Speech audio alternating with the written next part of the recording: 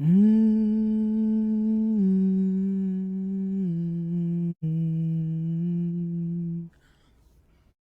it an old? Is it a new? Let's see on the brand new Raw. Lord is back. Yes, back in full picture motion. I am back. I know. Last night I caught you off guard, but I might as well make a second channel. That's what I'm gonna do. I'm gonna do it right now too, but I might as well do that. Make a second channel, and then leave that on separate. Leave the different subjects and what we want to talk about when we want to get deep, and just leave it on the other side. So yeah, let's get into what happened last night. What did happen last night? So of course, real quick, we start off with the women and control and of course the ones they attacked from last week and they've been attacking.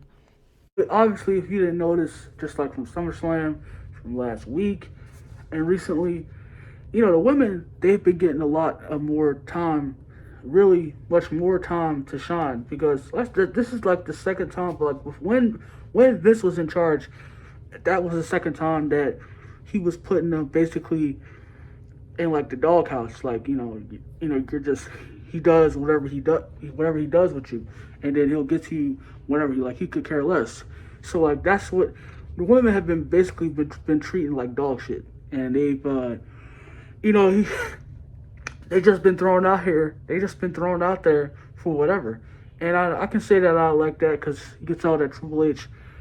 Whether you want to, come at Triple H and say he's a male feminist or shit like that, you can say what you want. But I like the fact that he can, I like the fact that he appreciates and he stands up and he puts a lot of focus on women's wrestling. Cause, for the past 2 weeks, the women have gotten, exactly what they should be getting. And, that's time to, time devoted to themselves and, time to do just like the men do. And time to do whatever what they've been doing, and to make them too to have interesting and powerful, engaging stories and moments. So that's cool. That's cool. Just like last night, I like that he between the shuffle between Bailey's stable and Bianca's team. That was that was pretty cool. I like that. I like the opening. Promo by Bailey too was also skyrocket high. That was great too. I don't know why people was trying to shit on it, but it was I don't know what they was tweaked out with, but it was great to me. So then we get to the Edge and the Mysterio segment. My gosh, do you see Dominic's face? Like, Dom looks like he straight up wants to murder, just like strangle Edge to death. And that tension is brewing from, what happened to, most likely last week. So yeah, he straight up pushed him. Now, I don't know about y'all, but, this is Edge right here. And, like for last week too, like, if I'm Dom, I'm coming in just like Dom, you just did a full front spear to me last week. You think I'm gonna let that slide? You think I'm gonna we just gonna cherry pick over what you did to me last week? No, you getting pushed. So Kevin Owens and Ezekiel scheduled to have a match, and he basically flips out. So he hoists him up, and he just flat out completely annihilates him with a power bomb on the turnbuckle, the apron. So yeah, I don't know whether to take this as a storyline injury, but yeah, he's Ezekiel looks like he's practically out. And as he's caught later on trying to leave the building, yeah, he basically just says and comes off says basically this has always been the KO show, and he throws a little bit of shade at Vince also. Yeah, so you basically had to be paying attention, but yeah, it's like a couple of shots has been thrown now because you could tell from Triple H to Vince because with all this stuff already, if you pretty much already didn't know, like the NXT Triple H basically taking a much more, basically a slave answer to my every beck and call, slave type of role to Vince. Ever since that, that fallout between 3 years ago between AEW and the Wednesday Night Wars, NXT and AEW. And that's why Triple H has been hurting for a long time from that. So, which is why that, because Kevin Owens basically say that there are a lot more eyes than ever on the show now. So that's what basically, and that was said. And wow, that's pretty. That was pretty funny. And just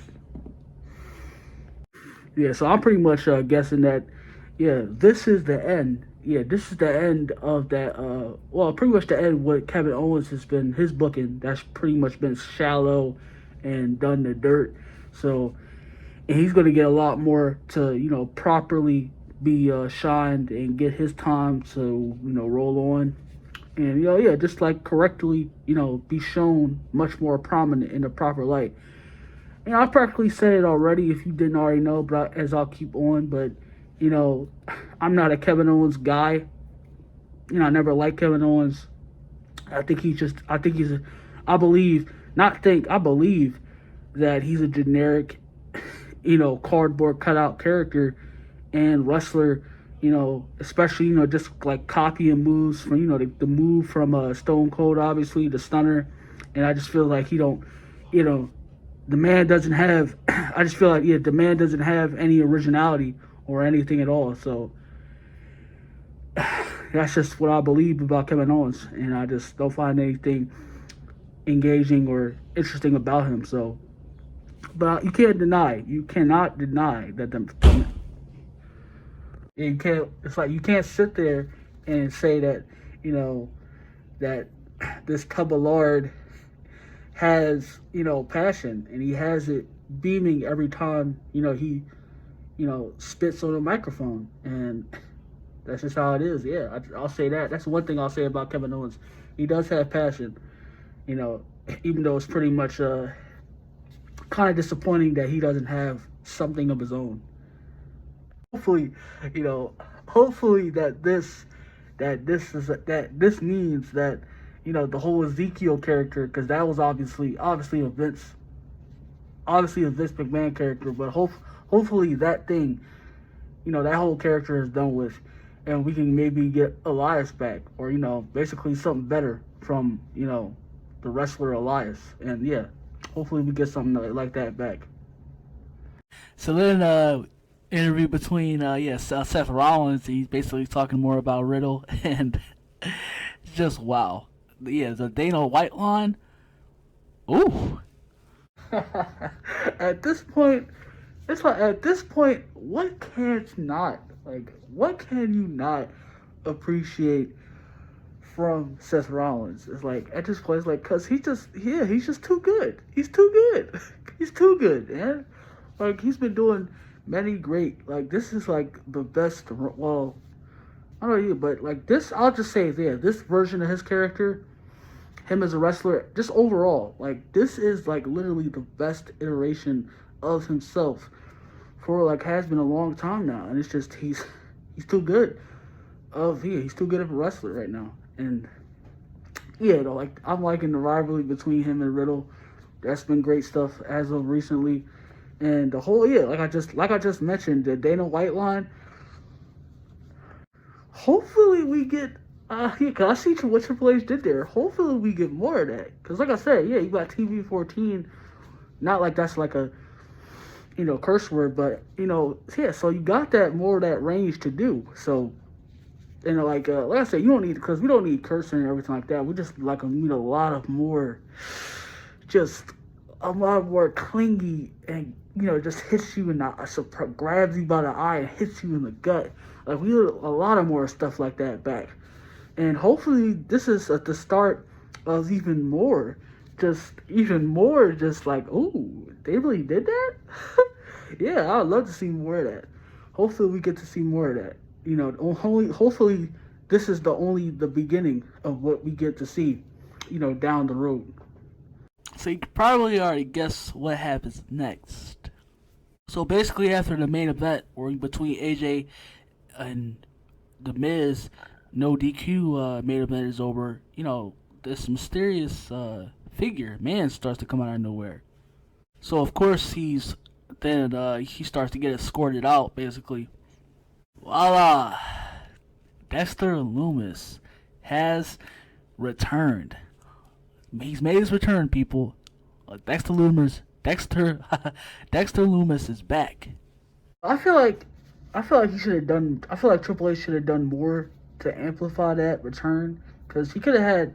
I mean, if you're gonna have him escorted out, should have had him go to the ring, to try to attack AJ, and then he get escorted out and reveal him as Dexter Lumis.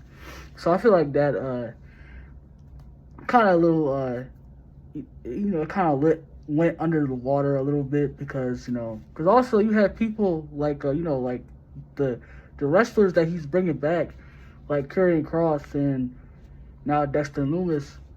They don't they don't know, people don't know who these people are, so people were confused and stuff like that. So, but so yeah, you have a lot of the audience, and in the WWE, like, fans that don't know who these people are. So I get what he's trying to accomplish, but nobody knows who these wrestlers are, and that, so, and I trust him. I'm putting my full trust in him to, even though I have my doubts, and I've spoken about it a little bit. I've pretty much spoke on it about having my doubts about him being in the seat. So yeah, I trust him. I'm giving my full trust to see where he's gonna go with this and how he's gonna pull these off, and try to build credibility to these wrestlers, and stardom around them. So I'm pretty psyched to see what's gonna happen, especially tonight. So that was I guess I will say that that was pretty nice. Pretty much, even though everybody knows that Triple H is gonna bring back every wrestler that, of course, that was under him, that was released, he's gonna bring them back. So not really a surprise, but it still is nice to see, and him still committing that effort to bring those surprises and put you off guard, and in those ways. So yeah, we should definitely get more returns like that, like what happened with Karrion Kross and Dexter Lumis. I like that. Yeah, you should, if you're gonna get them return, like have them return in a much more creative way. So yeah, you'll draw a lot more eyes. So that's really cool, really cool. So very temped up what's gonna happen, what's gonna go forward next. So yeah. And I will say, like, I do like the mystique, and just that, just the creepy, eerie, like, that you get, like, from Dexter Lumis. He just, like, definitely brings that early version, the 90s Kane, the Attitude Era Kane. And he definitely gives that vibe, too, especially his facial expressions and how he just carries himself.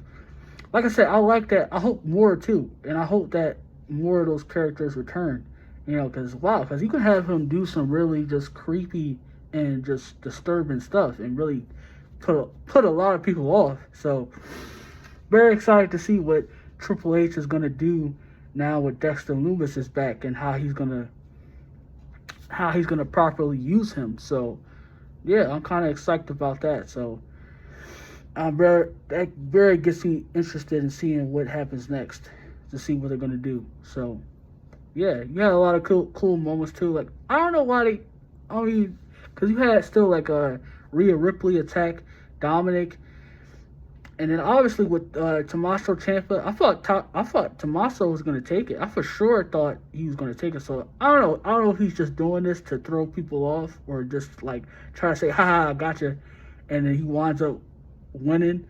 Later down the road, Ciampa just down the road becomes champion. So I don't know. I think he got something really, really slick up his sleeve. Triple H, because he knows how to think. So, yeah, yeah, like what I just mentioned, Rhea Ripley attacking Dominic. I mean, if you're gonna have somebody attack somebody from the Judgment Day attack Dominic, at least have a man do it, cause you like yeah, cause it's true. Because you might say it don't matter, but it does. It really matters how you look, especially like if you're a man and a man wrestler, and then you trying to like, cause they try to put him over as heel, like the way Dominic. I don't like that also, and I've heard a lot of, I heard some voices talk about how they baby Dominic, and yeah, I can agree with that. I don't like how they're like really like how Dominic is being portrayed as this, really frail human, little child. Basically, he's like what, damn near to his like early 30s. So he does look like a boy. He still does look like a baby-faced boy. So I don't know, if you're gonna have somebody attack somebody, if you're gonna have him be attacked by someone in the Judgment Day, then yeah, at least get Damien or Finn Balor to do it, because come on now, that's just it just people are not going to take him seriously then if he winds up then, because it looks like they're teasing him to go heels, and they're still doing it. So looks like they're teasing him to go heel. So and I can get, and that kind of excites me too, but I don't know, I might not wind up. So yeah, you gotta just like the way they do that, I don't know, just just throws me off. So yeah, I guess it was a decent Raw. I feel like if I try, because I really think, because I can see more potential from Triple H. That's where I look at the show as, whereas like I can say it's really good. It was a really good show tonight. Last night, like I could say that it was a great show, but I feel like, especially with the pay-per-views that's been recently, and how because that's really up to the wrestlers. It's not like you can book that to fail. Well, you pretty much, well, you kind of can, but yeah. So I'm not gonna misinterpret it and misread and just like all out just like be on the train of Triple H as he's saving WWE. No, it's like, yeah, I see the potential and I see the effort and I see he's really trying. So yeah, if you really want to up the ante, so I really want to see what they're gonna do next. And you could, there's a lot of things that what you can do, especially with Dexter Lumis. Characters like Dexter and Killer Cross now. So yeah, they can really do a lot of devious and disturbing shit. So like I said, I'm really intrigued. Triple H has definitely caught my attention this week. Yeah, he's definitely caught my attention, because last week I thought it was going to be more of the same, which is why y'all didn't see last night. We talked about it earlier, so which is why you see me now talk a bit about it. So because I thought it was going to be the same last week, and I was ready to bury it, but no, yeah, pretty interesting me this week. So keep it up. Yeah, keep it up. That's all I can say, because I can see the potential. So hopefully Triple H keeps it up. Absolutely. Yeah, so hopefully if y'all want to talk a bit about it more, and if y'all liked it too, yeah, we can definitely talk a bit about it. But I definitely, I can say that I liked it and I see the potential. So just keep it up, Triple H. Absolutely, keep it up.